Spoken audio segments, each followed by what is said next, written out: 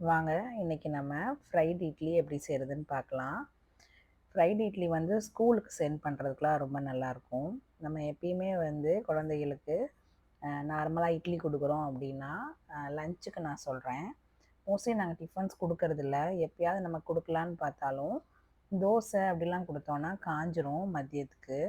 So அதனால் நான் இந்த தடவை என்ன பண்ணிட்டேன் அப்படின்னா, இட்லி நம்ம வந்து சுட்டுட்டு இட்லியை வந்து கொஞ்சம் ஆற விட்டுட்டோம் அப்படின்னா இந்த மாதிரி கட் பண்ணுறதுக்கு ஈஸியாக இருக்கும். இந்த மாதிரி உங்களுக்கு என்ன சைஸில் தேவைப்படுதோ அந்த மாதிரி கட் பண்ணிக்கோங்க. இதை கட் பண்ணிவிட்டு இந்த ஃப்ரைட் இட்லியே 2 விதமாக பண்ணலாம். இது அன்னைக்கு சடனாக நம்ம செய்வோம் அப்படின்றனால தான் இது செஞ்சது.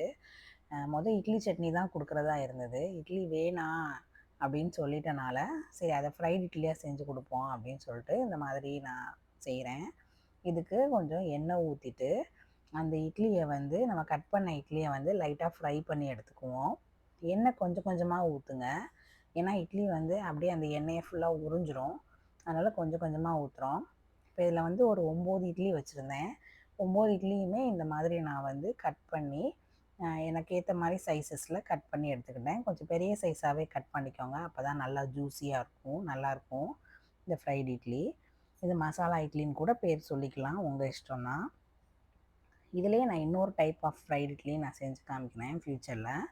இப்போ இதில் வந்து கலர் கொஞ்சம் மாறின உடனேயே நம்ம வந்து எண்ணெயை நல்லா வடிச்சிட்டு இந்த மாதிரி எல்லா எல்லா பீசஸையுமே உள்ளே போட்டு இந்த பாருங்கள் மொத்தமாக நான் ஃப்ரை பண்ணி வச்சிட்டேன். இப்போ இதில் இன்னும் கொஞ்சம் எண்ணெய் ஊற்றி எண்ணெய் ஊற்றிக்கிறோம். அதே கடாயில் தான் எண்ணெய் ஊற்றிக்கிறோம். எண்ணெய் ஊற்றி கடுந்தம்பருப்பு போட்டு தாளிச்சிட்டு கொஞ்சம் சோம்பு பொடி, சோம்பா போட்டுற வேணாம், சோம்பு பொடியாக போடுங்க. சோம்பு பொடி போட்டுட்டு இஞ்சி பூண்டு பேஸ்ட் வந்து நான் எப்பயுமே தீர அரைச்சி வச்சுட்டே இருப்பேன். ஸோ அதனால் இஞ்சி பூண்டு பேஸ்ட் இருந்ததுனால அதுவும் போட்டுட்டேன். இஞ்சி பூண்டு பேஸ்ட் கொஞ்சம் போட போகிறேன். ரொம்ப கொஞ்சமாக சேர்த்துக்கங்க, அது அந்த ஃப்ளேவருக்காக தான். அவ்வளோதான். இஞ்சி பூண்டு ரெண்டுமே சேர்த்த பேஸ்ட்டு இது.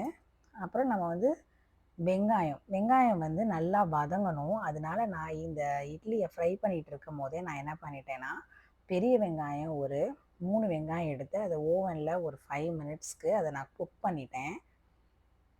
ஏன்னா இது லாஸ்ட் மினிட்ல தான் ஃப்ரைட் இட்லி செய்யலான்னு முடிவு பண்ணனால நான் வந்து அதை பேரலாக அந்த சைடில் 3 பெரிய வெங்காயம், 2 தக்காளி, ரெண்டுத்தையும் தனித்தனியாக நான் வந்து ஓவனில் வெங்காயம் வந்து ஒரு 5 மினிட்ஸ் குக் பண்ணேன். அதுக்கப்புறம் தக்காளி வந்து ஒரு 7 மினிட்ஸ் தனியாக குக் பண்ணி எடுத்து வச்சுருந்தேன். இதெல்லாம் வந்து நம்ம கடாயில் டைரெக்டாக போட்டே நம்ம வதக்கி பண்ணலாம். அது வந்து இஞ்சி பூண்டு பேஸ்ட்டு அந்த அரோமா போகணும், வெங்காயம் நல்லா வதங்கணும், அதுக்கெலாம் டைம் ஆகுன்றனால நான் இந்த மாதிரி செஞ்சுட்டேன். இப்போ சிக்கன் 65 பொடி போடுறேன். எந்த பிராண்ட்னாலும் போட்டுக்கோங்க. இப்போ என்னோடய பையனோட ஸ்கூல் வந்து வெஜிடேரியன் மட்டும்தான் கொண்டு போகணும். அதனால நம்ம நான்வெஜ்லாம் கொடுத்து விட முடியாது. ஸோ இந்த மாதிரி சிக்கன் 65 பொடியை வந்து வெஜ்ஜில் நம்ம சேர்த்துட்டு, இப்போ வெங்காயத்தில் சிக்கன் 65 பொடி போட்டிருக்கேன், உப்பு போட்டிருக்கேன், கொஞ்சமாக தனி மிளகாப்பொடி சேர்த்துருக்கேன். இது வந்து உங்களுக்கு அந்த நான்வெஜ் ஃப்ளேவர் கொண்டு வந்துடும். நம்ம சோம்பு தாளிச்சிருக்கோம், இஞ்சி பூண்டு பேஸ்ட்லாம் போட்டிருக்கனால அது வந்து மதியம் சாப்பிடும் போது நல்ல ஃப்ளேவராக இருக்கும்.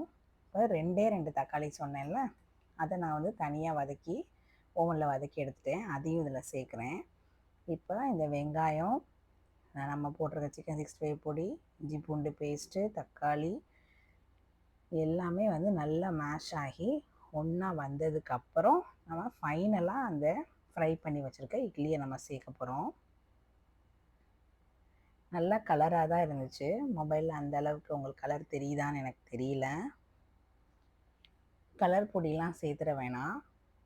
நல்லா இங்கே பாருங்கள் வதங்கி வந்த உடனே இதில் நம்ம ஃப்ரை பண்ணி வச்சுருக்க இட்லியை சேர்த்துடுறோம். அவ்வளோதான், ஆல்மோஸ்ட் ரெடி. இதை நல்லா நம்ம அந்த மசாலா எல்லாமே இந்த இட்லியில் கோட் ஆகிற மாதிரி நம்ம வந்து மிக்ஸ் பண்ணி விட்டுட்டோன்னா அவ்வளோதான், ஃப்ரைட் இட்லி ரெடி ஆயிடுச்சு. இது நீங்கள் ஆஃப்டர்நூனுக்கு நீங்கள் ஹாட் பாக்ஸ் இல்லாத நார்மல் டிஃபன் பாக்ஸில் கொடுத்தாலும் சரி, ஹாட் பாக்ஸ் டிஃபன் பாக்ஸில் கொடுத்தாலும் சரி, ரொம்ப ஃப்ரெஷ்ஷாக இருக்கும். நல்ல அது ஒரு மாதிரி ஸ்பாஞ்சியாக நல்லாயிருக்கும். இட்லி வந்து அவுட்டர் லேயர் நல்லா ஃப்ரையாக இருக்கும், உள்ளே இருக்கிறது நல்லா சாஃப்டாக இருக்கும்.